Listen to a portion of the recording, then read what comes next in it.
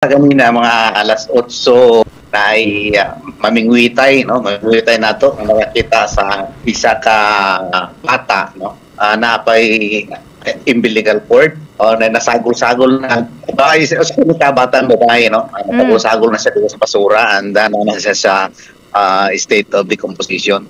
So ituhan nga naanod kini pwede gikan sa Valencia, pwede gikan sa Mubuan, pwede gikan sa Dulugon kay naramang kita sa kulangin no about sa kilid. Then particularmente sa Purok 9 no sa North Poblacion. So dako og katabang atong mga naminaw karon no kasi na sila nailhan nga buros kung mga pila ka adlaw din ni kalit lang kawala o kawala ni gamayan siya walay bata pwede nato ang mahimong persons of interest. Tanan nga atong mga krimen nga naitabo, nasulbad man, nasulbad. Wala tayo krimen nga wala nasulbad sa pagkakaroon. But yes, hopefully, masulbad ka na yung mga krimen ka naagi sa pagtambayo ngay sa komunidad o sa kapulisan.